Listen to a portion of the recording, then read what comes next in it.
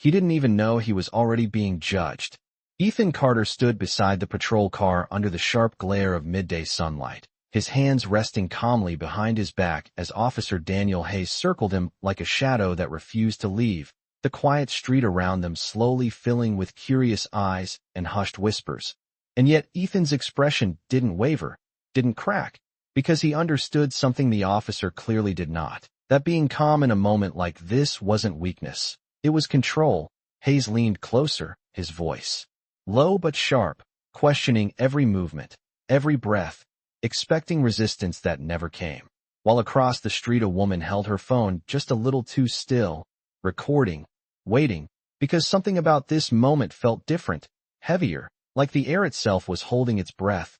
Ethan finally spoke, his voice steady, measured. "You're making a mistake." And for a brief second, just a fraction of a second, Hayes hesitated. But then he scoffed, dismissing the warning with a wave of his hand, convinced he had seen this story before. Another teenager, another excuse, another easy outcome. But then Ethan's phone vibrated softly. Once, twice.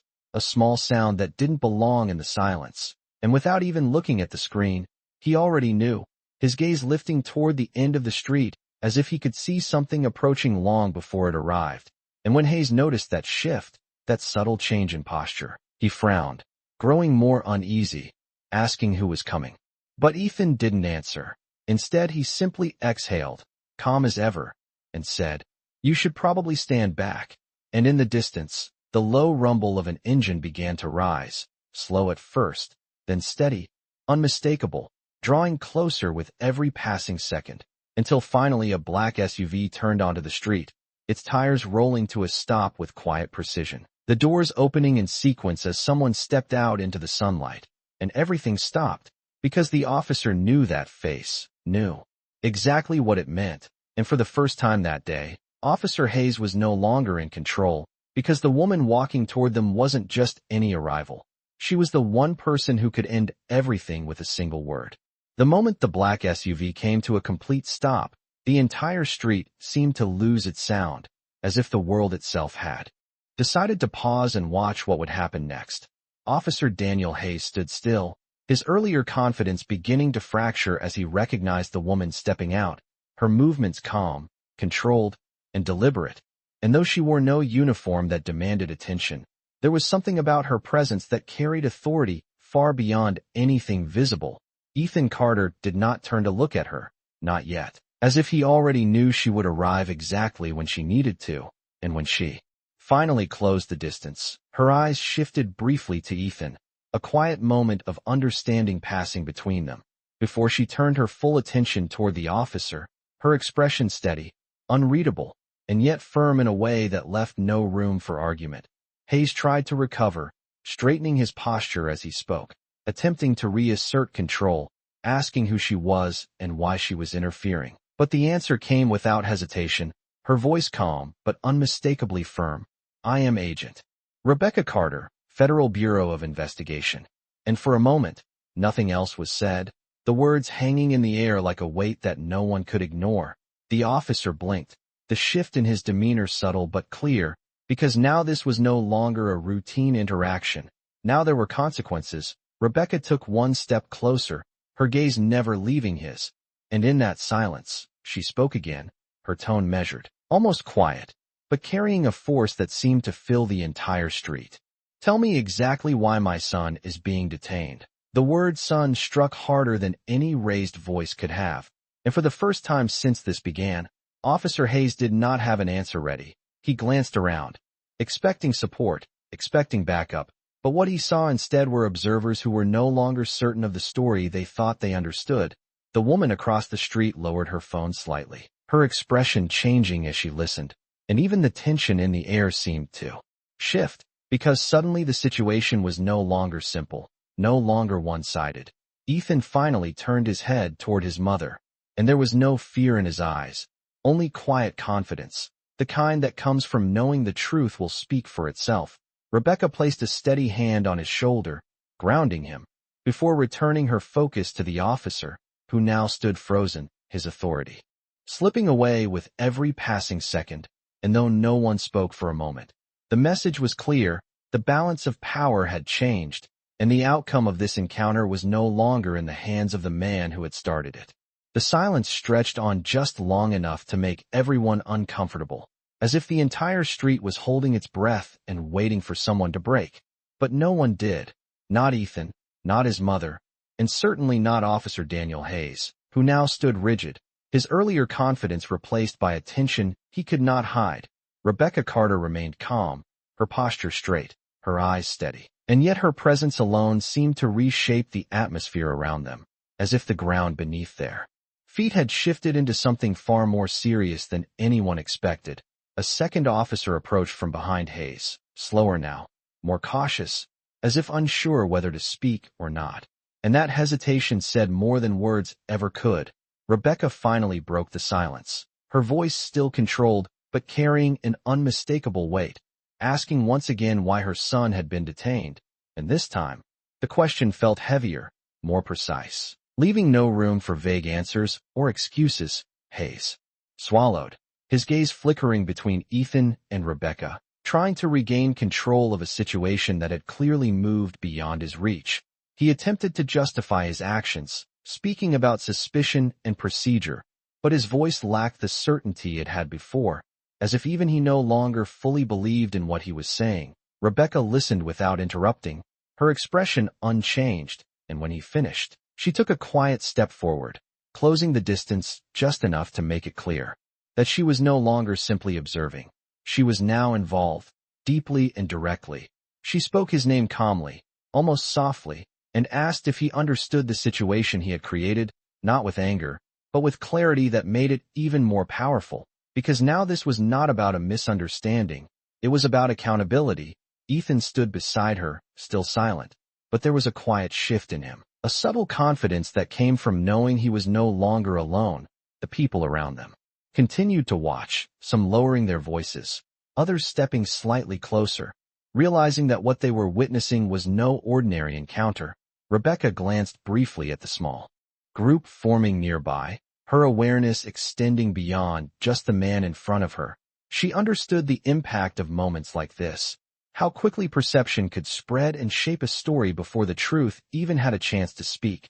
She returned her attention to Hayes and asked him one final question, simple and direct, whether he was prepared to justify his actions officially, in a report that would be reviewed beyond this street. The weight of that question was immediate, because it forced him to recognize that this moment was no longer temporary.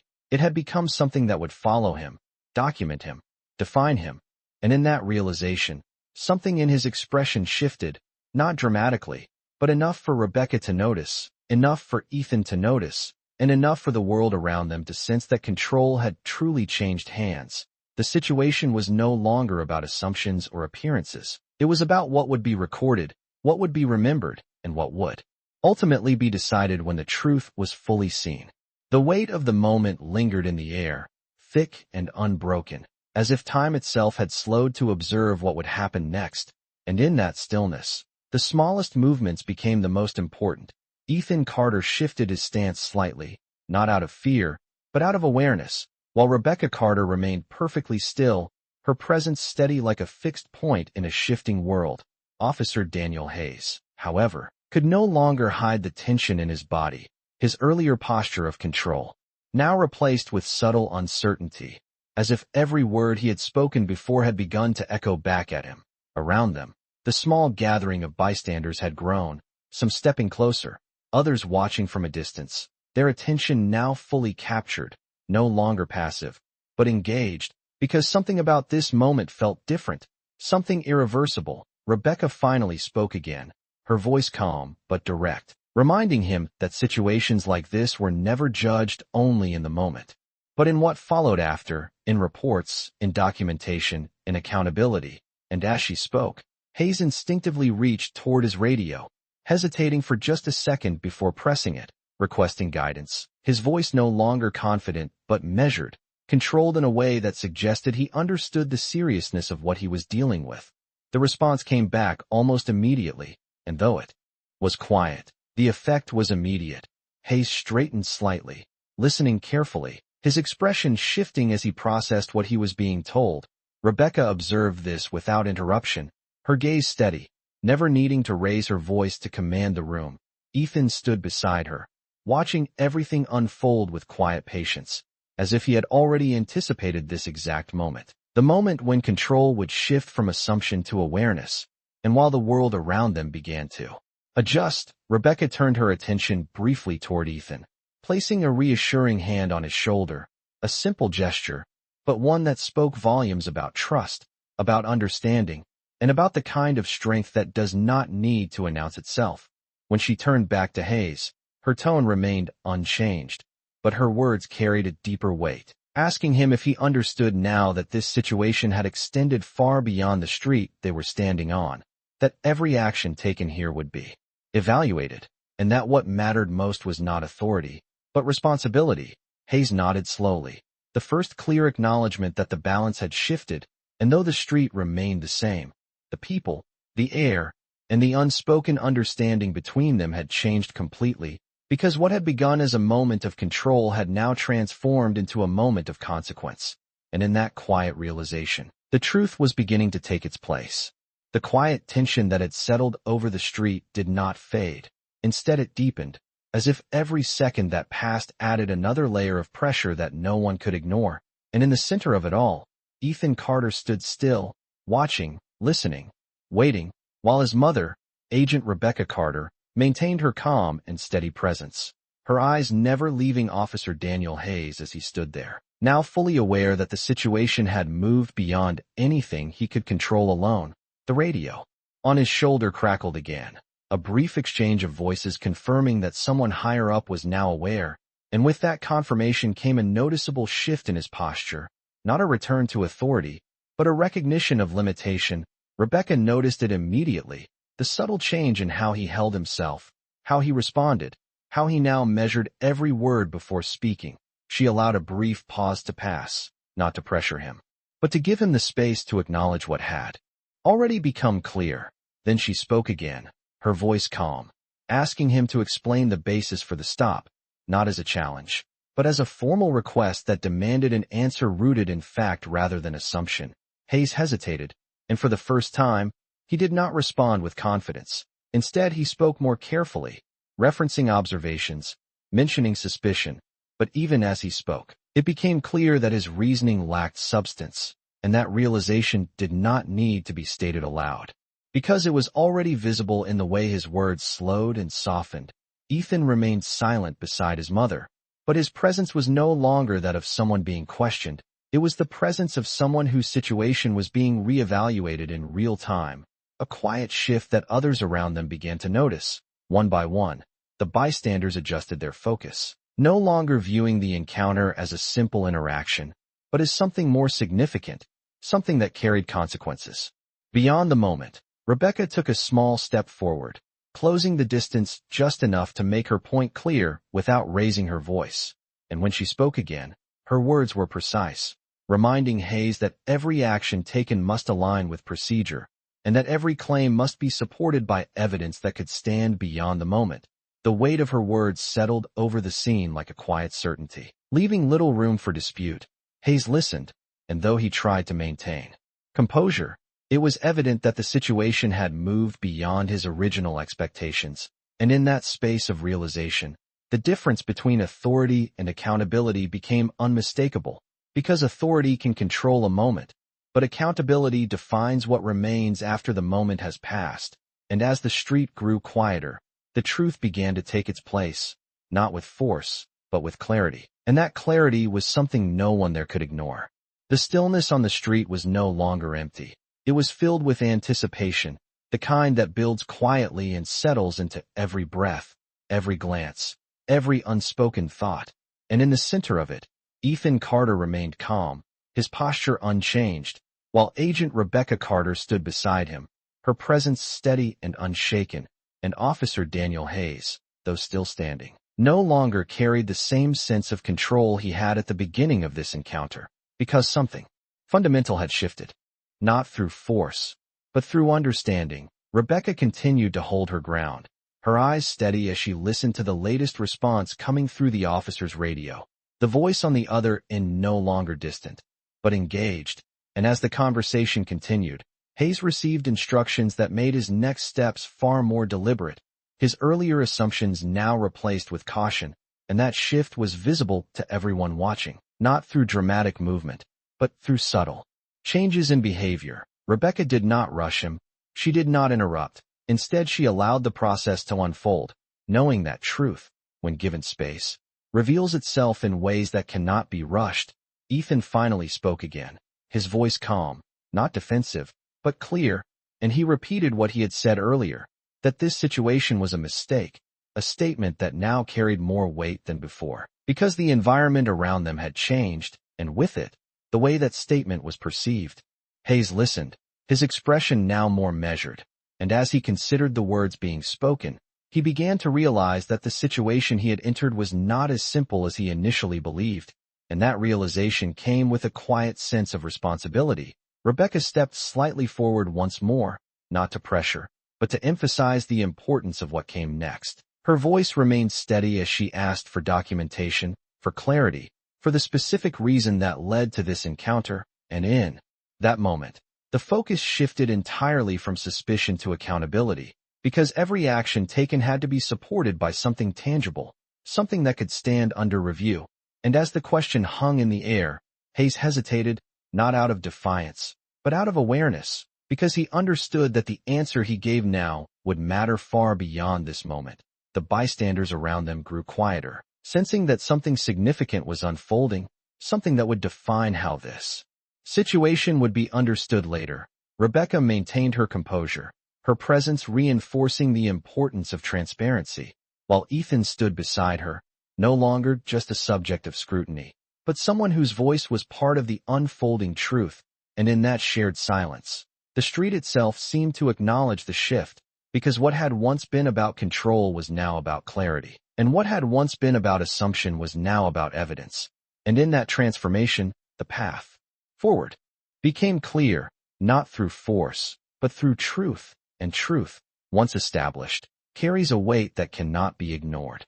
The moment stretched into something heavier than silence, a quiet turning point that everyone could feel, but no one dared to interrupt.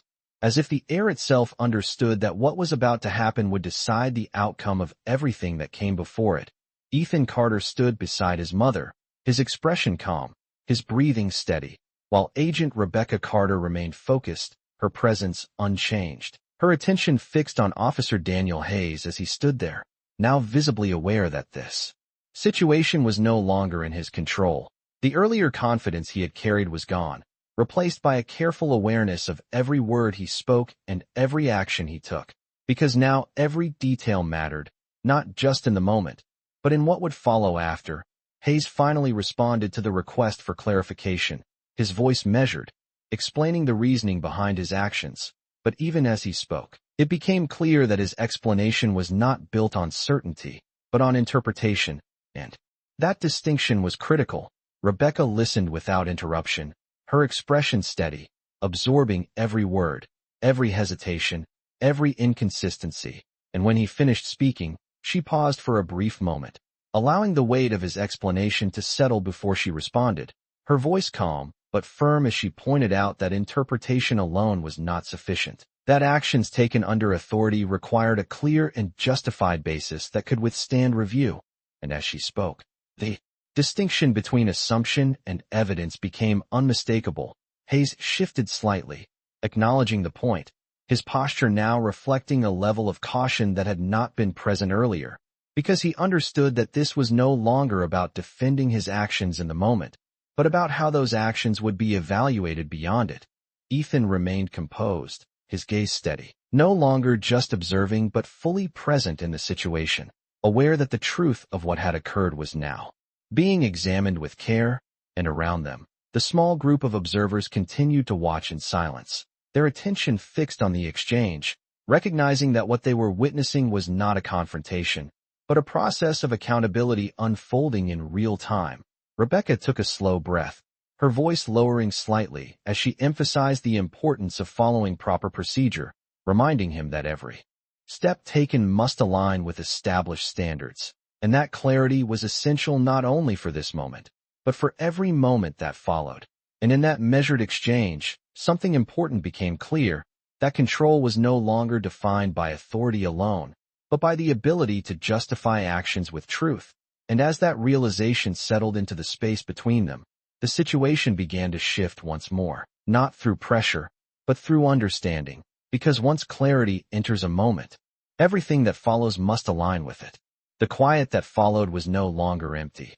It was intentional, as if the entire street had shifted into a state of expectation where every word mattered and every pause carried meaning. Ethan Carter remained still beside his mother, his expression calm but focused, while Agent Rebecca Carter stood with the same steady presence she had maintained from the moment she arrived, her attention fixed on Officer Daniel Hayes, who now appeared increasingly aware of the weight of the situation. His earlier attempts to explain himself now feeling insufficient in the face of a request for clear justification. The conversation had moved beyond simple dialogue and into a space where every statement could be reviewed, recorded, and evaluated. And Hayes understood that clearly. He adjusted his stance slightly, taking a breath before responding once more, his voice more controlled now, carefully outlining the steps he had taken, though even in his explanation there were moments of hesitation that revealed uncertainty. Rebecca listened without interruption, her gaze steady, her composure unchanged, and when he finished, she nodded once, not in agreement, but in acknowledgement that she had heard him fully. Then she responded with calm precision, explaining that procedures existed not just to guide actions, but to ensure accountability, and that clarity was required at every step to maintain trust in the system itself. Her words were not forceful, but they carried a quiet authority that filled the space around them. Ethan looked toward his mother briefly, then back at the officer, remaining silent but attentive, fully aware of the shift that had taken place. The bystanders around them continued to watch, no longer whispering, no longer speculating, but observing with focused attention, because what they were witnessing was no longer just a moment of conflict. It was a moment of evaluation, and Hayes, standing in front of them, now seemed to fully understand that every word he spoke would matter beyond this moment. Rebecca took a small step back, her posture still firm, as if to give space for the process to continue, but her presence remained undeniable, reinforcing the expectation that everything would be handled with care and precision.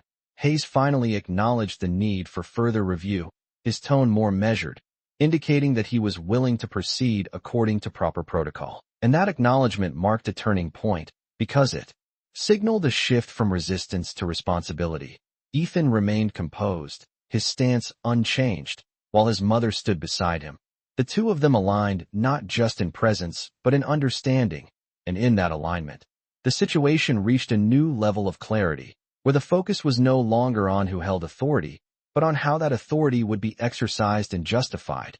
And as the moment settled, it became clear that the outcome would not be determined by assumption, but by the strength of what could be proven and supported with truth.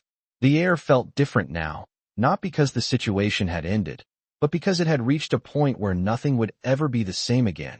Ethan Carter stood beside his mother, his posture relaxed but alert, while Agent Rebecca Carter maintained her calm presence, her attention still directed toward Officer Daniel Hayes, who now stood with a more measured stance, fully aware that every word, every action, and every decision would carry weight beyond this moment. The conversation had shifted from confrontation to accountability, and in that shift, the outcome began to take shape. Hayes spoke again, this time with a tone that reflected careful consideration, acknowledging that the situation required proper review and documentation, his voice no longer defensive, but controlled.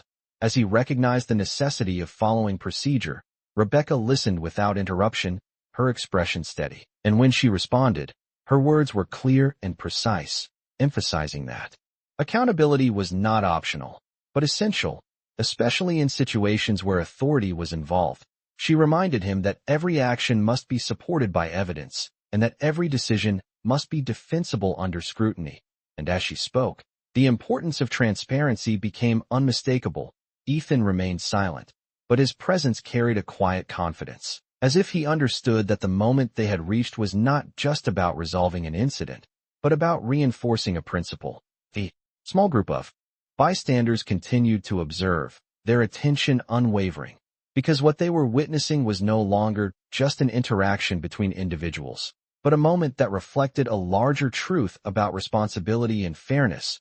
Hayes nodded once, acknowledging the direction of the conversation and indicating his willingness to proceed according to established protocol, a decision that marked a clear transition from uncertainty to compliance. Rebecca took a step back, her role now shifting from active engagement to measured observation, allowing the process to unfold as it should, and in that space, the situation began to settle, not through force, but through clarity, because when truth is acknowledged and accountability is embraced, the outcome is no longer uncertain, it becomes defined by what is right. And as Ethan stood beside his mother, both of them calm and composed, the message was clear, that integrity does not need to announce itself, it simply stands, and in doing so it changes everything.